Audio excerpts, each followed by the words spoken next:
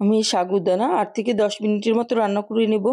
যখন দেখবেন যে দানাগুলি একদম পানি কালারের হয়ে গেছে, চকচক করছে, তখন বুঝবেন এটা রান্না হয়ে গেছে। আমি ভালোভাবে নাড়িয়ে রান্না করে নিচ্ছি, না হলে কিন্তু হাঁড়ির নিচে লেগে যেতে পারে। দেখুন এটা রান্না হয়ে গেছে, একদম পানি কালারের হয়ে গেছে দানাগুলি। আমি এগুলি তুলে ভালোভাবে ছেঁকে ধুয়ে নিব। আর এর জন্য আমি একটা দুধ রেডি করে নিচ্ছি। দিয়ে দিচ্ছি 1 লিটার দুধ, আরও দিয়ে দিচ্ছি হাফ কাপ পরিমাণে গুঁড়ো দুধ, দিয়ে দিচ্ছি 1.5 কাপ পরিমাণে চিনি। তারপর ভালোভাবে জাল করে নিতে হবে। আমি 1 লিটার দুধ ঘন করে নিব, এখানে 700 ml এর মতো করে নিব। আপনারা চাইলে এখানে কর্নফ্লাওয়ার ও গুলিয়ে দিয়ে দিতে পারেন, এতেও দুধ ঘন হয়ে যাবে যদি আপনাদের হাতে সময় কম থাকে। আর না হলে জ্বালিয়ে দুধটা ঘন করলেই সেক্ষেত্রে স্বাদটা ভালো হয়। দিয়ে দিচ্ছি আমি সেই সাগুদানা যা আমি সিদ্ধ করে রেখেছিলাম, এটা দিয়ে আমি আরও 8 থেকে 10 মিনিটের মতো রান্না করে নিব। এতে হবে কি, এটা আরও ঘন হয়ে যাবে। আমি দেখুন ভালোভাবে রান্না করে নিচ্ছি। এর ঘনত্বটা আমি দেখিয়ে দিব যে আমি কোন অবস্থায় এটা নামাচ্ছি। দেখুন এটা অনেকটাই ঘন হয়ে গেছে আগের চেয়ে। আমি এর কনসিস্টেন্সিটা একটু দেখিয়ে দিচ্ছি আপনাদেরকে। এই যে দেখুন এই অবস্থায় যদি আমি নামাই, তারপর ফ্রিজে রেখে ঠান্ডা করে নেব, তখন এটা আরও কিছুটা ঘন হয়ে যাবে। এই যে এই অবস্থায় আমি নামিয়ে ফেলছি। ফিরে আসছি ঠান্ডা হওয়ার পরে। দেখুন ঠান্ডা হওয়ার পর এটার ঘনত্ব অনেকটাই বেড়ে গেছে। এখন আমি এতে কিছু ফ্রুটস দিয়ে দেব। আপনারা আপনাদের পছন্দ অনুযায়ী ফলগুলি দিয়ে দিবেন, যে যেরকম পছন্দ করেন। দেখুন এর ঘনত্বটা কেমন। আমি প্রথমে দিয়ে দিচ্ছি কিছু কাঠবাদাম কুচি, এরপরে দিয়ে দিচ্ছি কিছুটা লাল আঙুর, দিয়ে দিচ্ছি স্ট্রবেরি কিছুটা। আপনারা এটা ভালোভাবে ঠান্ডা করে তারপর ফলগুলি মিশাবেন এখানে। দিয়ে দিচ্ছি সবুজ আঙুর, আমি আমার পছন্দ অনুযায়ী ফল দিয়ে দিয়েছি। আপনারা আপনাদের পছন্দ অনুযায়ী দিয়ে দিবেন, চাইলে এখানে আপেল, আনার এগুলোও দিয়ে দিতে পারেন। তারপর আমি সবকিছু নাড়িয়ে ভালোভাবে মিক্স করে নিব। এটা ইফতারের সময় যদি আপনারা খান, একদম কলিজা ঠান্ডা হয়ে যাবে। দেখুন কাছ থেকে এটা আবার একটু দেখিয়ে দিচ্ছি।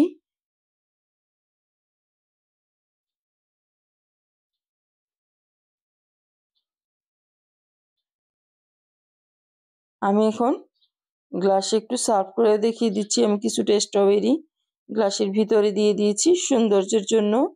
আপনারা চাইলে এরকম করেও সার্ভ করতে পারেন, এতে দেখতে ভালো লাগবে।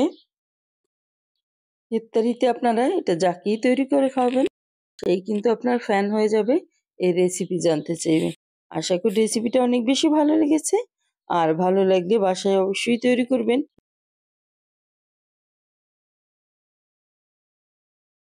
এই রমজানের ইফতারিতে এরকম কলিজা ঠান্ডা করা একটা ডেজার্ট রেসিপি বা ড্রিঙ্কস রেসিপি আপনি যাকেই খাওয়াবেন, সেই বলবে, আহ ভাই কি খাওয়ালেন এটা।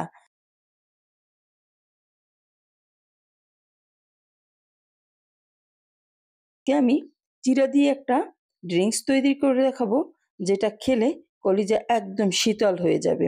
আশা করি রেসিপিটা আপনাদের কাছে ভালো লাগবে। তো চলুন মূল রেসিপিতে চলে যাচ্ছি।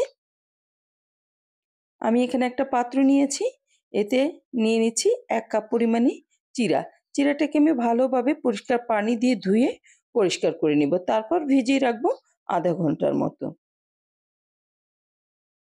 চিড়েটা একদম কষলে কষলে পরিষ্কার করে ধুয়ে নিতে হবে। দেখুন এটা আমি ভিজিয়ে রেখে দিলাম, আধা ঘন্টা পরে ফিরে আসছি। এর ফাঁকে চুলায় একটা প্যান বসিয়ে দিলাম, এতে আমি দিয়ে দিচ্ছি 2 কাপ পরিমাণে লিকুইড মিল্ক, আরও দিয়ে দিচ্ছি গুঁড়ো দুধ 4-এর 1 কাপ পরিমাণে, দিয়ে দিচ্ছি চিনি আধা কাপ পরিমাণে। সবকিছু দিয়ে আমি সুন্দরভাবে ফুটিয়ে নিব। খুব বেশি ঘন করারও প্রয়োজন নেই। এটা আমি 2-3 বার ফুটিয়ে বলক তুলে নিব। দেখুন এটা ফুটে উঠেছে। ভালোভাবে নাড়িয়ে নিতে হবে, কারণ এখানে গুঁড়ো দুধ দেওয়া আছে, হাঁড়ির নিচে লেগে যেতে পারে কিন্তু। তাই নাড়িয়ে চাড়িয়ে ভালোভাবে ফুটিয়ে নিতে হবে। এখন আমি এতে দিয়ে দিচ্ছি 2 চা চামচ পরিমাণে কর্নফ্লাওয়ার।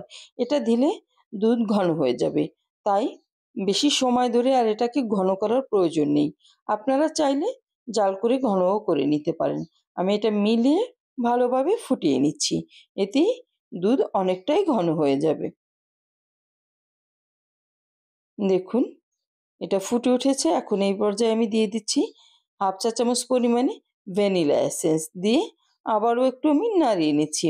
যারা এর ঘ্রাণটা পছন্দ না করবেন তারা একটু এলাচের গুঁড়াও দিয়ে দিতে পারেন। তারপর এটা রেডি হয়ে গেল।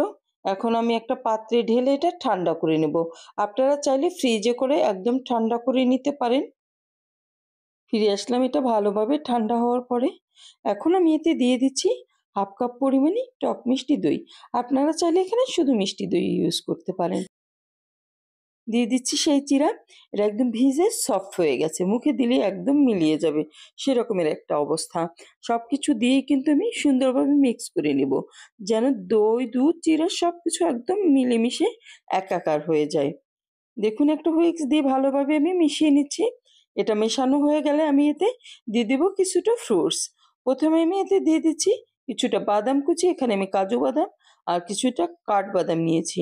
আপনারা আপনাদের পছন্দ মতো দিয়ে দিতে পারেন। দিয়ে দিচ্ছি কিছুটা আনার দানা।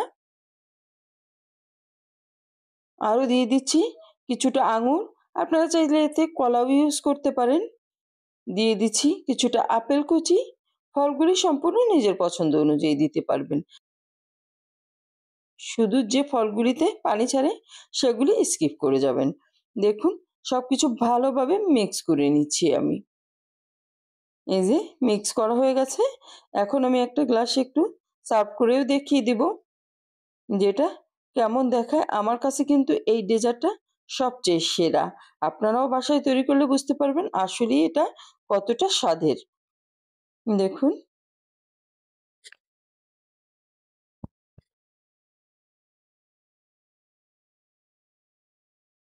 আমি ২ টা গ্লাসেই সার্ভ করে দিয়েছি। এখন উপরে কিছুটা ফল দিয়ে আমি এটা ডেকোরেশন করে নিয়েছি। এটা আপনারা আপনাদের পছন্দ মতো করে নিবেন। আশা করি আজকের এই রেসিপিটা আপনাদের কাছে অনেক বেশি ভালো লাগবে। আর ভালো লাগলে বেশি বেশি শেয়ার করে দিবেন। সবাই অনেক বেশি ভালো থাকবেন। আল্লাহ হাফেজ।